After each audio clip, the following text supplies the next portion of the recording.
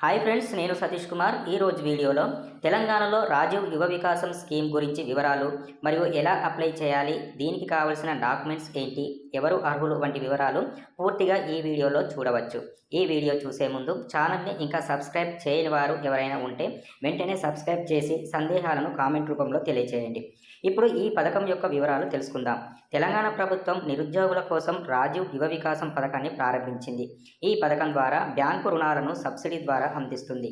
ఈ పథకం SC, ST, BC, minority, నిరుద్యోగ వర్గాలకు స్వయం ఉపాధి అవకాశాలను కల్పించి సబ్సిడీ ద్వారా రుణాలను అందజేస్తుంది. ఈ పథకానికి గాను 5 లక్షల మందికి 6,000 కోట్ల బడ్జెట్ను కేటాయించడం జరిగింది. ఈ పథకం ద్వారా నిరుద్యోగులకు ప్రయోజనం చేకూరనుంది. యూనిట్ ఖర్చులు మరియు సబ్సిడీ వివరాలు చూసినట్లయితే 50,000 వరకు అయితే 100% సబ్సిడీ ఉంటుంది. అంటే ఎటువంటి రుణం ఉండదు.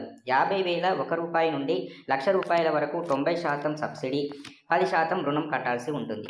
అలాగే ₹1,00,000 నుండి 2,00,000 వరకు 80% సబ్సిడీ మరియు 20% రుణం కట్టాల్సి ఉంటుంది. ₹2,01,000 నుండి ₹4,00,000 వరకు 70% సబ్సిడీ, అలాగే 30% రుణాన్ని కట్టాల్సి ఉంటుంది.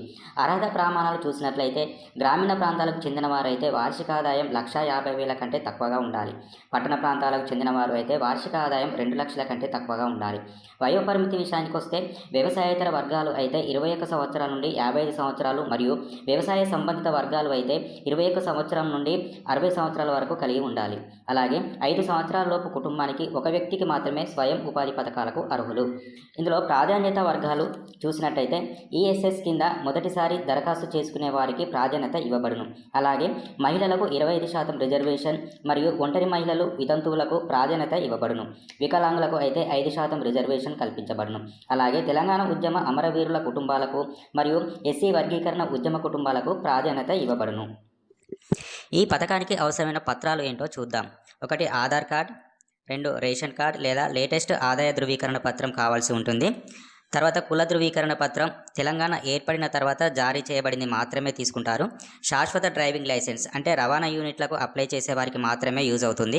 పట్టాదార్ పాస్బుక్ వ్యవసాయ సంబంధిత పథకాలకు మాత్రమే అవసరం ఉంటుంది. సదరం సర్టిఫికేట్ వికలాంగులకు మాత్రమే. వీటితో పాటు పాస్పోర్ట్ సైజ్ ఫోటో 1 కావాలి. ఇప్పుడు ఎలా అప్లై చేయాలో చూద్దాం.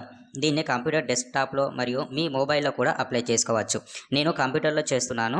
ముందుగా అధికారిక పోర్టల్ అయిన tgobmms.cgg.gov.in వెళ్ళండి. హోమ్ పేజీలో అందుబాటులో ఉన్న రాజీవ్ యువ వికాసం లింకుపై క్లిక్ చేయండి. ప్రజెంట్ అయితే సర్వర్లు సరిగా పనిచేయడం లేదు, కాస్త ఓపికతో చేయాల్సి ఉంటుంది.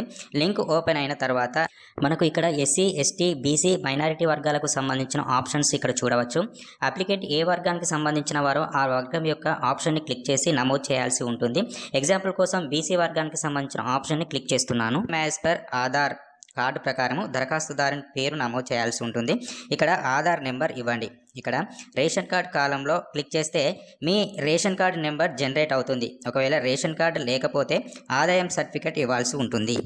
ఇక్కడ లబ్ధిదారుని రకము అంటే ఇండివిజువల్ అనండి. ఇక్కడ టైప్ ఆఫ్ ఫైనాన్షియల్ అసిస్టెంట్ ఆర్థిక సహాయం రకం అంటే బ్యాంక్ లింక్డ్ స్కీమ్స్ మరియు వితౌట్ లింకేజ్ బ్యాంక్స్ అని 2 రకాలుగా ఉంటుంది. ఇందులో మీరు ఎంచుకునే దాన్ని బట్టి ఉంటుంది. ఇక్కడ సెక్టార్లో మీరు ఏ యూనిట్ని ఎంచుకుంటారో దాన్ని క్లిక్ చేయండి. ఇందులో చూసినట్లయితే agriculture sector, agro based units, animal husbandry, horticulture, industrial service business, minor irrigation, transport sector ఉన్నాయి. ఇందులో ఫర్ ఎగ్జాంపుల్ ఇండస్ట్రియల్ సర్వీస్ బిజినెస్ని ఓకే చేశా. దీనిలో రకరకాల బిజినెస్ల గురించి చూడవచ్చు. ఇందులో మీకు ఏది నచ్చితే దాన్ని క్లిక్ చేయండి. ముఖ్యంగా మీరు దేనిలో ప్రావీణ్యం పొందారో దాన్నే సెలెక్ట్ చేసుకోండి. సెలెక్ట్ చేసిన తర్వాత మినిమం యూనిట్ కాస్ట్ మరియు మ్యాక్సిమం యూనిట్ కాస్ట్ విలువ అదే జనరేట్ అవుతుంది. తర్వాత గో అనండి. ఇక్కడ మీ యొక్క లొకేషన్స్ ఎంటర్ చేయండి. డిస్ట్రిక్ట్, మండలం, పంచాయతీ, కాలనీ, బస్తీ మీ డిస్ట్రిక్ట్ని బట్టి వివరాలు ఇవ్వండి. తర్వాత మనం ఇంతకుముందు ఎంచుకున్న సెక్టార్ వివరాలు ఇక్కడ చూడవచ్చు. లబ్ధిదారుని రకము individual, group members 1, type of financial assistance అంటే బ్యాంక్ లింక్డ్ స్కీమ్, సెక్టార్ అంటే ఐఎస్బి. ఇందులో శారీ బిజినెస్ని ఓకే చేసిన డీటెయిల్స్ చూడవచ్చు. ఇక్కడ మనం బిజినెస్కి కావాల్సిన మెటీరియల్ కొనుగోలు చేయడానికి ఎంత అవసరం ఉంటుందో ఇక్కడ మెన్షన్ చేయాలి. ఇక్కడ ₹4,00,000 ఎంటర్ చేశాను. మనకు సబ్సిడీ ఎంత అమౌంట్ వస్తుందో ఇక్కడ చూడవచ్చు. అంటే ఇక్కడ ₹2,20,000. అలాగే మనం బ్యాంకు కట్టాల్సిన అమౌంట్ ₹1,20,000 మనం బ్యాంకుకు చెల్లించాల్సి ఉంటుంది. మనకు ఏ బ్యాంకులో అకౌంట్ ఉందో ఆ బ్యాంకు యొక్క డీటెయిల్స్ ఇక్కడ ఇవ్వండి. ఇచ్చాక మీ పాన్ నెంబర్ ఇక్కడ ఎంటర్ చేయండి.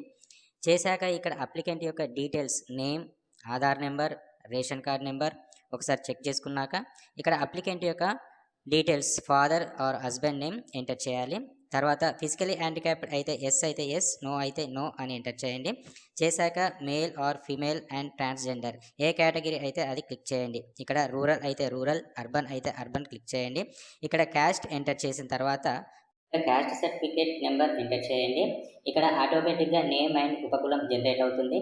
తర్వాత క్వాలిఫికేషన్ సెలెక్ట్ చేసుకున్నాక ఇక్కడ ఇన్కమ్ సర్టిఫికేట్ నెంబర్ ఉంటే ఎంటర్ చేయండి, లేదా ఫస్ట్ మనం రేషన్ కార్డ్ నెంబర్ ఇచ్చాం కాబట్టి అది సరిపోతుంది. ఇక్కడ డేట్ ఆఫ్ బర్త్ మెన్షన్ చేసి సంవత్సర ఆదాయం ఎంత వస్తుందో ఎంటర్ చేయండి. ఇక్కడ మీ యొక్క మొబైల్ నెంబర్ అలాగే ఆల్టర్నేటివ్ మొబైల్ నెంబర్ మెన్షన్ చేయండి. ఇక్కడ ఆక్యుపేషన్ వాల్యుబుల్ గ్రూప్స్ అంటే నేను అదర్స్ ఇచ్చాను. ఇక్కడ మీ పూర్తి అడ్రస్ ఎంటర్ చేసిన తర్వాత ఇక్కడ అప్లికెంట్ యొక్క ఫోటో మరియు పాన్ కార్డ్ని అప్లోడ్ చేయాల్సి ఉంటుంది. ఫోటో సైజ్ మాత్రం 50 KB నుండి 500 KB మధ్యలో ఉండేట్టు చూసుకోవాలి. అన్ని డీటెయిల్స్ కరెక్ట్గా చెక్ చేసుకున్నాక సెల్ఫ్ డిక్లరేషన్ ఇచ్చి ప్రివ్యూని క్లిక్ చేయండి. మీరు ఇచ్చిన డీటెయిల్స్లో ఏమైనా తప్పులు ఉంటే ఎడిట్ని క్లిక్ చేసి ఎంటర్ చేసుకోవచ్చు. అన్ని డీటెయిల్స్ కరెక్ట్గా ఉంటే సబ్మిట్ చేయండి. రివ్యూ అయిన తర్వాత మీ మొబైల్కి సక్సెస్ఫుల్ అని మెసేజ్ వస్తుంది. దరఖాస్తు సబ్మిట్ చేశాక మండల స్థాయి దరఖాస్తులను ఎంపీడీఓ లేదా municipal commissioner or zonal commissioner committee సమీక్షిస్తుంది. జిల్లా స్థాయి దరఖాస్తులను జిల్లా కలెక్టర్ నేతృత్వంలో ప్రత్యేక కమిటీ పర్యవేక్షిస్తుంది. ఈ దరఖాస్తుల ఎంపిక మరియు ఆమోద షెడ్యూల్ చూసినట్లయితే ఆన్లైన్ దరఖాస్తులకు చివరి తేదీ ఏప్రిల్ 5, 2025 వరకు ఇచ్చారు.